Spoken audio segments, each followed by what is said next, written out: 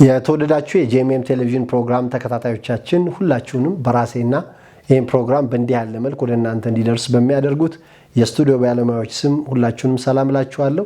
ይህ በጄኤምኤም ቴሌቪዥን እየተዘጋጀ ወደ እናንተ የሚደርስ የማለዳ ስንቅ የተሰኘ ፕሮግራማችን ነው። ይህንን ፕሮግራም ወደ እናንተ ይዤ የምመጣው ሲራይን አለመርሴ ይባላለሁ። ወደ ዛሬው መልእክት በቀጥታ ከመግባቴ በፊት ዘወትር እንደማደርገው ሁለት ማሳሰቢያዎችን ወደ እናንተ ከታላቅ አክብሮት ጋር መናገር ፈልጋለሁ። የመጀመሪያው በዚህ ቴሌቪዥን ጣቢያ ብዙ ፕሮግራሞች ወደ እናንተ ይደርሳሉ። በእነዚህ ፕሮግራሞች እየተጠቀማችሁ እየተገለገላችሁ ከሆነ ከቴሌቪዥን ጣቢያው ጋር ደግሞ አብሮ መስራት መልካም ስለሚሆን የቴሌቪዥን ጣቢያው ከዚህ በላይ ብዙ አገልግሎቶችን እያጠናከረ መሄድ እንዲችል በገንዘብ በቁሳቁስ አብራችሁ የመስራት ባህል ብታዳብሩ መልካም ነው ላለው ለዚህም እንዲረዳችሁ ቴሌቪዥን ጣቢያው ስክሪን ላይ የሚለቀቁትን ስልኮች ደውላችሁ የስቱዲዮ ሰዎችን ማግኘት ትችላላችሁ። ስለዚህ በገንዘብ በቁሳቁስ ቴሌቪዥን ጣቢያውን ብትረዱ ወንጌልን አብራችሁ ሰራተኛ ትሆናላችሁ። ሌላው ደግሞ የማለዳ ስንቅ ፕሮግራሙን እየተከታተላችሁ በምታዩት የስልክ መስመር ደውላችሁ አስተያየታችሁን፣ ጥቆማችሁን፣ የተሰማችሁን ነገር ስለምትናገሩ ሰዎች እግዚአብሔር ዘመናችሁን ይባርክ። ይህ መልካም ተግባር ነው።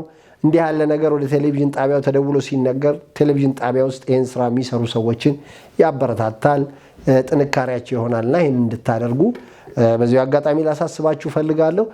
ይህንን ካልኩኝ ወደ ዛሬው መልእክት ቀጥታ ገባለሁ። ይሄ ፕሮግራም ወደ እናንተ ከ20 ደቂቃ ላነሰ ጊዜ የሚደርስ ነው፣ ይሄ ማለዳ ስንቅ ፕሮግራም። ስለዚህ ምናልባት በዚህ ሰዓት ወደ ስራ የምትወጡ ካላችሁ፣ ለመውጣት እየተዘጋጃችሁ ምግብ የምትበሉ ካላችሁ ምግብ እየበላችሁ፣ ጋደም ብላችሁ ደግሞ እረፍት ለማረፍ የፈለጋችሁ ጋደም ብላችሁ ከ20 ደቂቃ ላነሰ ጊዜ የሚተላለፈውን ይህን ፕሮግራም እንድትካፈሉ ላሳስባችሁ ፈልጋለሁ። ማለዳ ላይ ደግሞ ይህን ፕሮግራም የምታገኙት ሰዎች ከማለዳው 12 ሰዓት ወይም ደግሞ 1 ተኩል ላይ ሲደገም ወደ ስራ ከመውጣታችሁ በፊት ይህን ፕሮግራም ተከታትላችሁ በረከቱን ተቀብላችሁ አሜን ብላችሁ ወደ ስራ መሄድ ቀኑን ሙሉ በዚህ ቃል ውስጥ እንድትውሉ እድል ይሰጣል። ስለዚህ ማለዳ ላይ ብድግ ብላችሁ 12 ሰዓት ላይ የ12ቱ ካመለጣችሁ 1 ተኩል ላይ ደግሞ ሲደገም ካች እንድታደርጉት ላሳስባችሁ ፈልጋለሁኝ።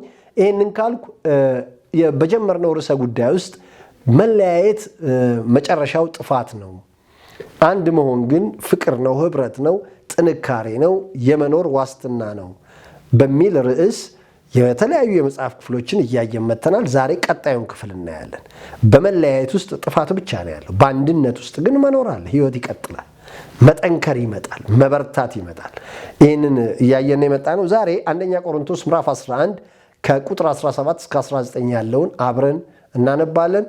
አንደኛ ቆሮንቶስ ምዕራፍ 11 ቁጥር 17 እንደዚህ ይላል፣ ነገር ግን በምትሰበሰቡበት ጊዜ ለሚከፋ እንጂ ለሚሻል ስላልሆነ ይህንን ትእዛዝ ልሰጥ የማመሰግናችሁ አይደለም። በመጀመሪያ ወደ ማህበር ስትሰበሰቡ በመካከላችሁ መለያየት እንዳለ እሰማለሁና በአንድ በኩልም አምናለሁ። በእናንተ ዘንድ የተፈተኑት እንዲገለጡ በመካከላችሁ ወገኖች ደግሞ ሊሆኑ ግድ ነውና ይላል።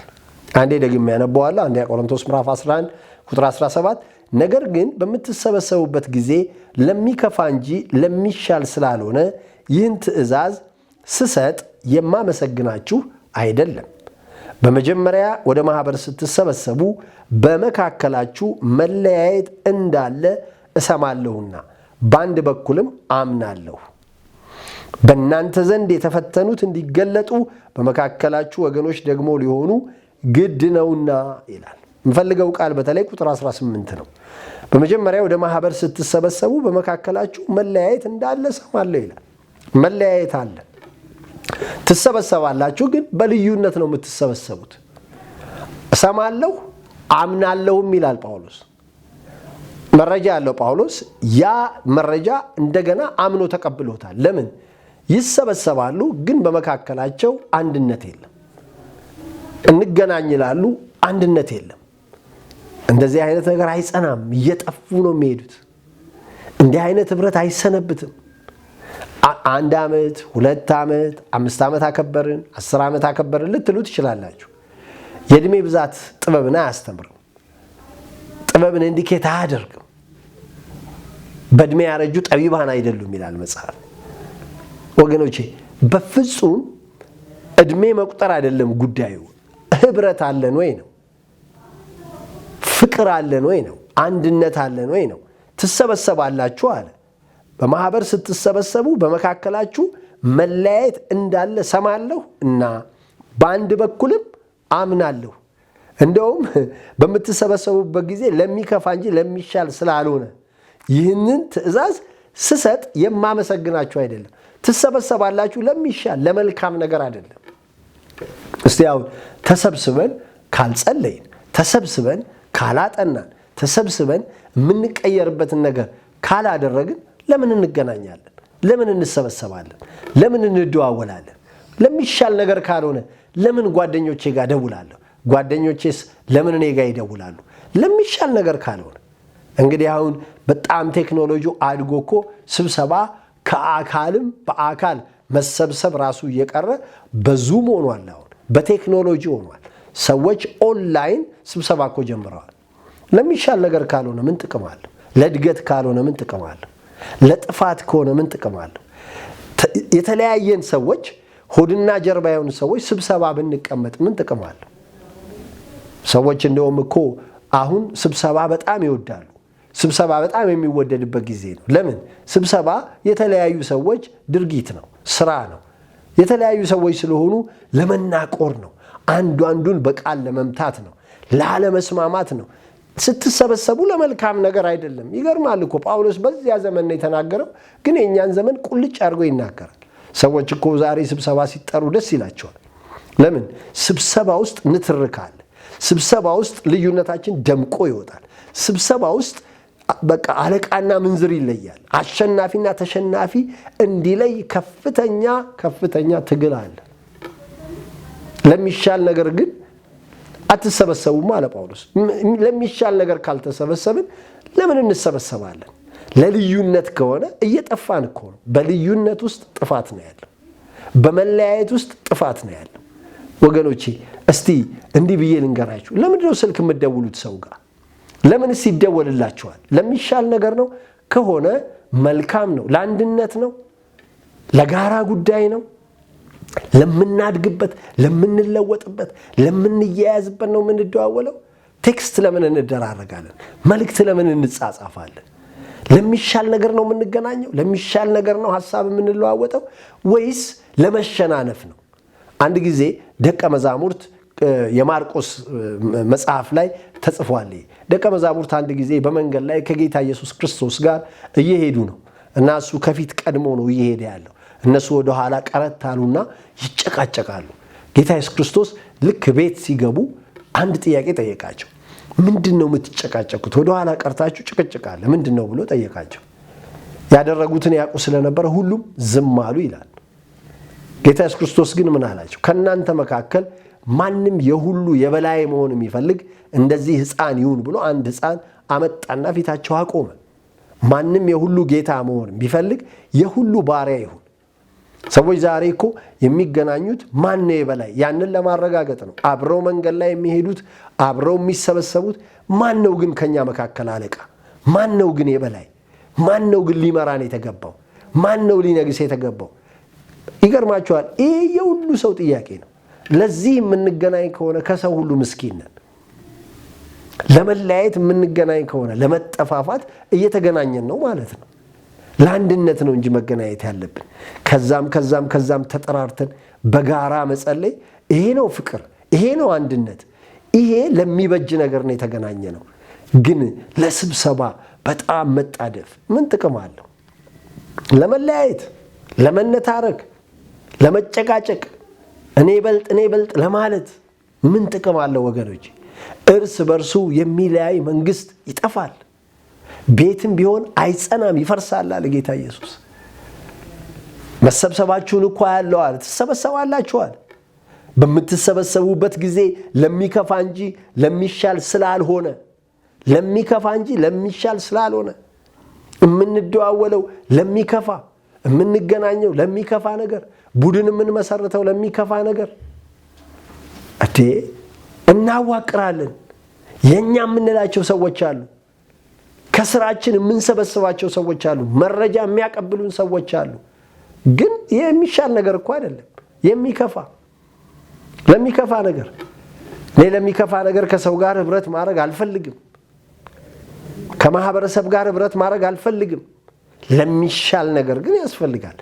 አብሮ ለመጸለይ፣ አብሮ ለማጥናት፣ አብሮ ለማደግ፣ አብሮ ማህበረሰቡን ለመቀየር፣ ሀገር ለመቀየር እንዴት ምን እናርግ? እስቲ አንድነታችን ምን ላይ ነው? በጋራ ምን እንስራ? እስቲ በጋራ እንስራ፣ በጋራ እንብላ፣ በጋራ እንጠጣ፣ በጋራ እንውጣ፣ በጋራ እንግባ። እስቲ የጋራ ጉዳያችንን እንለይ። የግሉ ይቆይ ግድ የለም፣ ባይነገረንም እናውቀዋለን። የግል ነው በቃ። ይሄ እኮ ናቹራል ነው፣ ተፈጥሯዊ ነው። ግን የጋራ አጀንዳችን ምንድን ነው? ስንሰበሰብ ግን ለሚሻል ነገር አይደለም። ትሰበሰባላችሁ አለ፣ ግን ለሚሻል ነገር አይደለም፣ ለክፉ ነው። ክፉ ብሎ ምን እንዳለ ጳውሎስ ታውቃላችሁ? መለያየት አለ በመካከላችሁ። ትሰበሰባላችሁ ግን በመካከላችሁ መለያየት አለ ይላል። የሚለያይ መንግስት ደግሞ እርስ በርሱ ይጠፋል። ወገኖቼ እንደ ቤተሰብ አብረን ሆነን ለመለያየት ከሆነ ስብስብ ብለን ቤት የምንገባው ምን ጥቅም አለ? ለዝምታ ከሆነ ለኩርፊያ ከሆነ ተለያይተናል እኮ። ቤት ውስጥ የማንነጋገር እኮ ከሆነ ተለያይተናል። አባት ልጁን፣ ልጅ አባቱን የማያናግር ከሆነ፣ ሚስት ባሏን፣ ባል ሚስቱን የማያናግር ጸጥታ ከሰፈነ እኮ ምንድን ነው? አንዳንድ ጊዜ ሀዘን ቤት አይታችኋል። ትሄዱና ሀዘን ለመድረስ ገብታችሁ ጸጥ ብላችሁ ነው የምትቀመጡት። ትገቡና ለቅሶ ልደርስ ነው ይባልና በእኛ ባህል ገብታችሁ ጸጥ በቃ አንገት ደፍታችሁ ዝም ነው የምትሉት። ከዛ በጸጥታ ውስጥ ትቆዩና ብድግ ብላችሁ በቃ በእኛ ባህል አንገታችሁን ዝቅ አድርጋችሁ ወጥታችሁ ትሄዳላችሁ። በጣም እኮ ነው የሚያስገርመው። ምንድን ነው የተፈጠረው? ምንድን ነው የተሰራው? በዚህ ውስጥ ምንድን ነው ያለው? አንድነት ነው? አንድነት የለም በዚህ ውስጥ። አይመጣም አንድነት በዚህ ውስጥ። ያዘኑትን በማጽናናት ውስጥ ግን አንድነት አለ። ማጽናናት ከንፈር መምጠጥ አይደለም። ምንድን ነው የሄድንበት ቤት የሆነው? የሄድንበት ቤት ሰዎች ምንድን ነው የተጎዱት? ስለዚህ በገንዘብ ምን እናርግላቸው? በቁሳቁስ ምን እናርግላቸው? መተን ስንጠይቃቸው የትኛውን ክፍተት እንሙላላቸው? ያን ስናረግ እየተያያዝን ነው። ፍቅር ማለት ይሄ ነው። ዩኒቲ ማለት ይሄ ነው። በተረፈስ መለያየት ነው። መለያየት ደግሞ ጥፋት ነው። እየጠፋን ነው የምንሄደው። ቼክ እናርግ እንጂ እያረግን ያለውን ነገር። ለምንድን ነው የምንሰበሰበው? በመሰብሰባችን ውስጥ አንድነት ከሌለ ለዘላለም መሰብሰብ አያስፈልግም። እግዚአብሔር የጠራን ለምን እንደሆነ ከዚህ በፊት በነበሩት ክፍሎች አይተናል። በእግዚአብሔር ቃል እግዚአብሔር የጠራችሁ ወደ ልጁ ህብረት ነው ይላል። በቃ ወደ ክርስቶስ ህብረት ተጠርተናል። ሴንተሩ ክርስቶስ ነው። እንደ ክርስቲያን ወደ ልጁ ህብረት ተጠርተናል። ክርስቲያን የተባለ ሁሉ ወደ ልጁ ህብረት ተጠርቷል። ማዕከሉ ልጁ ነው። ከዛም እንመጣለን እሱ ነው። ከዚህም እንመጣለን እሱ ነው። ከሁሉ አቅጣጫ እንመጣለን እሱ ነው። ግን ይሄ ማዕከሉን እየሸሸን ከሄድን መለየትን ፈልገናል ማለት ነው። መለየትን የሚወድ ደግሞ ምኞቱን ይከተላል። ሰው ከማዕከሉ ከክርስቶስ እየራቀ ሲሄድ የራሱ ግሩፕ ይመሰርታል፣ የራሱ ባህል ይመሰርታል፣ የራሱ ህዝብ ይመሰርታል። እኛ ይመጣል ማለት ነው። እነሱ ይመጣል፣ እነዛ ይመጣል። ከዛ ዲኖሚኔሽን ይፈጠራል። ከዛ በቃ ሃይማኖት ይፈጠራል፣ ባህል ይፈጠራል። ከዛ በኋላ መገፋፋት። ከዚህ ደግሞ በጣም የሚያስቀው እንደዛም ተከፋፍለን ደግሞ እዛ የተከፋፈልንበት ውስጥ ስብሰባ እንጠራለን። ግን አንድ አይደለንም እኮ አንድ አይደለንም። አብረን እንኖራለን፣ አንድ አይደለንም። እንገናኛለን፣ አብረን አንድ አይደለንም። ጳውሎስ ይህንን ነው የሚናገረው። ለመልካም ነገር አትሰበሰቡም፣ ለበጎ ነገር አትሰበሰቡም፣ ለሚሻል ነገር አትሰበሰቡም። እስቲ የምንገናኘው ለሚሻል ነገር ነው ወይ? የተቀጣጠርነው ለሚሻል ነገር ነው ወይ? ዛሬ ቀጠሮ አላችሁ ወይ? ለሚሻል ነገር ነው? በሚቀጥለው ሳምንት ሰው ታገኛላችሁ? ለሚሻል ነገር ነው? ነገ ስብሰባ አለ፣ ለሚሻል ነገር ነው? መሰብሰባችሁ አለ ለሚሻል ነገር አይደለም አለ ጳውሎስ። በመካከላችሁ መለያየት እንዳለ ሰማለሁ አምናለሁም አለ ጳውሎስ። አለ መለያየት። በተቋም ውስጥ ስትገቡ መለያየት አለ። አንድ ተቋም ውስጥ ገብታችሁ እኮ አንድ የሆነ ሰው በባትሪ ፈልጋችሁ አታገኙም። ሁሉ ሰው በቃ ተለያይቷል። ግን ስብሰባ ሲባል ሁሉም አዳራሽ ውስጥ ይከማቻል። ስብስብ ብለን ስንገባ አንድ እንመስላለን። አይደለንም። ስንት ዘመን እንደዚህ እንኖራለን። ጳውሎስ ይህንን ነው፣ ለሚሻል ነገር አትሰበሰቡ። እኛ ሀገር እኮ ስብሰባ ጉድ ነው። አሁን ይህንን ስብከት እየተናገርኩ ባለሁበት ጊዜ በዚህ በከተማችን ላይ ስብሰባ አለ። መንገዶች አሁን ተዘግተው መኪናዎች እንደ ልብ በቀላሉ አይተላለፉም። ሰዎች በቀላሉ ወደ መሀል ከተማ መግባት አይችሉም። ፒያሳ አካባቢው በስብሰባ ምክንያት ዝግ ነው። አሁን ስብሰባው ለሚሻል ነገር ከሆነ ለተሻለ ለሚጠቅም ነገር ከሆነ ይሄ ፍቅር ነው፣ ህብረት ነው፣ አንድነት ነው፣ ውጤቱ ከፍ ያለ ይሆናል። መሰብሰብ ግን ለሚሻል ነገር ካልሆነ መለያየት ነው የሚፈጠረው። ስንሰበሰብ በስብሰባ ውስጥ ለአንድነት ካልሆነ ለዩኒቲ ካልሆነ ሆድና ጀርባ ሆነን የኛ ሪፖርት ይበልጣል፣ የኛ ነው የሚበልጠው፣ ይሄ ተቋም ይበልጣል የሚል ፉክክር ካለ ለመለያየት ነው የምንሰበሰበው። መለያየት አለ በመካከላችን።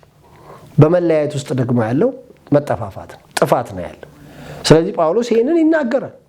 ነገር ግን በምትሰበሰቡ ጊዜ ለሚከፋ እንጂ ለሚሻል ስላልሆነ ይህን ትእዛዝ ስሰጥ የማመሰግናችሁ አይደለም ይላል። ስለዚህ ወገኖቼ ስንገናኝ፣ ስንሰበሰብ፣ ተቀጣጥረን ስንገናኝ ለሚሻል ነገር ካልሆነ ለመለያየት ከሆነ በመለያየት ውስጥ መጠፋፋት ነው ያለው። ስለዚህ የምንለያይበት ነገር ላይ መስራት የለብንም። ቢያንስ ክርስቲያን ተብለን ተጠርተን ስንገናኝ ለሚሻል ነገር፣ ስንሰበሰብ ለሚሻል ነገር መሆን መቻል አለበት። ዛሬ ለምንድን ነው የምትሰበሰቡት? ለምንድን ነው ስብሰባ ብላችሁ የምትጠሩት? ለመጸለይ ነው? በአንድ ሀሳብ በአንድ ልብ ለማጥናት ነው ቃሉን? በአንድ ሀሳብ በአንድ ልብ ተቋሙን እንዴት እንቀይረው ብላችሁ በአንድ ሀሳብ በአንድ ልብ ነው? ወይስ ጥሎ ለማለፍ ነው? ማን ነው ከኛ የሚሻለው ለማለት ነው? የትኛው ዲፓርትመንት የበለጠ ሰራ ለማለት ነው? ማን ነው የተሻለ የሚለውን አጉልተን ለማውጣት ከሆነ ልዩነት አለ በመካከላችን። አብረን እየኖርን አብረን አንድ ቤት ውስጥ እየኖርን በመካከላችን መለያየት ካለ እየጠፋን ነው። የምንሰበሰበው ሲመሽ አንድ ቤት የምንገባው ለህብረት ካልሆነ ለፍቅር ካልሆነ በጋራ ማዕድ ለመቁረስ ካልሆነ ወገኖች ምንድነው ትርፋችን? እየተለያየን እኮ ነው፣ እየተጠፋፋን። እርስ በርሱ ደግሞ የሚለያይ መንግስት አይጸናም። ቤትም ቢሆን ይጠፋል፣ አይጸናም። ስለዚህ ወገኖቼ በአንድነት ውስጥ ነው ክብር ያለው፣ በመያያዝ ውስጥ ነው ክብር ያለው። አንድ የሚያደርገንን ነገር ለመነጋገር መደዋወል አለብን። አንድ የሚያደርገንን ነገር ለማብሰል መገናኘት አለብን። አንድ በሚያደርገን ጉዳይ ላይ ከየኮርነሩ ከየአቅጣጫው ብንሰበሰብ ያምራል። ለምን? እዛ ውስጥ ህይወት አለ፣ እዛ ውስጥ ጥንካሬ አለ፣ እዛ ውስጥ ስኬት አለ። በመለያየት ውስጥ ክብር የለም፣ ውርደት ነው ያለው፣ መለያየት ነው ያለው፣ መጥፋት ነው ያለው። ስለዚህ ወገኖቼ አንድነታችሁ ላይ ስሩ። ክርስቲያን ተብለን ከተጠራን ክርስቲያን ራሱ ክርስቲያን የሚለው ቃል በአንጾኪያ እኮ ነው ለመጀመሪያ ጊዜ ክርስቶስ ኢየሱስን የሚመስሉትን ሰዎች አዩዋቸውና ክርስቲያን ብለው ጠሯቸው። ክርስትና እኮ የሚለው ነገር ክርስቶስን ከመምሰል የመጣ ነገር ነው። ክርስቶስ ሊለያየን አልመጣም፣ አንድ ሊያደርገን ነው የመጣው። ሞተ እኮ አንዱ ስለ ሁሉ ሞተ። ማን ነው የሞተልን? ክርስቶስ። ክርስቶስ ከሞተልን የኔና ቀጥሎ ያለው የወንድሜ የጋራ አጀንዳ ክርስቶስ ነው። ስለዚህ ክርስቶስ ሲባል እኔ አይከፋኝም። ማንም ክርስቶስን አንስቶ በአደባባይ ቢሰብክ በሄደበት ቦታ ስሙን ቢያነሳ በጣም ደስተኛ ነኝ። ግን ልዩነቴ ከበለጠብኝ እኔ ጥፋት ላይ ነው ያለሁት። ቡድኔ ከበለጠብኝ እኔ ጥፋት ላይ ነው ያለሁት። ልዩነቴ ላይ ማደምቅና ምሰራ ከሆነ ጥፋት ላይ ነው ያለሁት። ወገኖቼ ወደ አንድነት እንምጣ። እንደ ቤተሰብ አንድ እንሁን፣ እንደ ሀገር አንድ እንሁን፣ እንደ ተቋም አንድ እንሁን፣ እንደ አንድ መስሪያ ቤት ስታፍ አንድ እንሁን። ቢያንስ በተቋማችን ውስጥ አንድ የሚያደርገን ምንድን ነው? አንድ የሚያደርገን ነገር ላይ እንስራ። አሁን ባርካችኋለሁ በናዝሬቱ በጌታ በኢየሱስ ስም። ዛሬ የሰማችሁት ቃል በእምነት ከእናንተ ጋር ይዋሃድ፣ ይጥቀማችሁ። ሊለያያችሁ የሚፈልግ ክፉ ለዘላለም አይሳካለት። በኢየሱስ ስም ቤታችሁ አንድ ይሁን፣ ቤተሰባችሁ አንድ ይሁን፣ ተቋማችሁ አንድ ይሁን፣ የሥራ ገበታችሁ አንድ ይሁን። የምታመልኩበት ያ የተቀደሰ የእግዚአብሔር ስፍራ አንድ ይሁንላችሁ። በጌታ በኢየሱስ ስም መሰብሰባችሁ፣ መደዋወላችሁ፣ መገናኘታችሁ ለአንድነት ይሁንላችሁ፣ ለፍቅር ይሁንላችሁ፣ ለህብረት ይሁንላችሁ። በእናንተ መካከል ቋንቋ የሚደበላልቅ ክፉ የተረገመ ይሁን። የሚለያዩአችሁ በጌታ በኢየሱስ ክርስቶስም እንድትለያዩ የሚያደርጓችሁ ክፉ መናፍስቶች ከመንገዳችሁ ይወገዱ። በእናንተ ቤት አንድነት ይሁን፣ ፍቅር ይሁን። በእናንተ መስሪያ ቤት አንድነት ይሁን፣ ፍቅር ይሁን። በእናንተ ተቋም ውስጥ አንድነትና ፍቅር እያበበ ይምጣ። እግዚአብሔር ያያይዛችሁ፣ አንድ ያርጋችሁ። በጌታ በኢየሱስ ስም የጋራ አጀንዳችሁን ታውቁ ዘንድ መንፈስ ቅዱስ አይናችሁን ይክፈትላችሁ። በናዝሬቱ በጌታ በኢየሱስ ስም በረገጣችሁበት በገባችሁበት ቦታ የሚያስተሳስር የእግዚአብሔር መንፈስ ከእናንተ ጋር ይሁን። ልዩነት ከእናንተ መካከል ተነጥሎ ይውጣ። የሚለያያችሁ ክፉ ለዘላለም ከእናንተ ጋር አይቀጥል። እግሮቻችሁን እግዚአብሔር በሰላም ያቅናላችሁ። ቤታችሁ የሰላም ቤት ይሁን፣ የሰላም ቀጠና ይሁን። ከእናንተ ቤት ፍቅር አይታጣ፣ አንድነት አይታጣ። እግዚአብሔር በፍቅርና በህብረት ይሰብስባችሁ። በጌታ በኢየሱስ ስም ልጅ ከአባት፣ አባት ከልጅ፣ ልጅ ከእናት፣ እናት ከልጅ፣ ቤተሰብ እንደ ቤተሰብ አንድ ቋንቋ የሚያወራ ቤተሰብ ያድርግላችሁ። አንድ ላይ በጋራ መትመም ፍሎ ማድረግ ይሁንላችሁ። የጌታ መንፈስ በድካማችሁ ይራራላችሁ።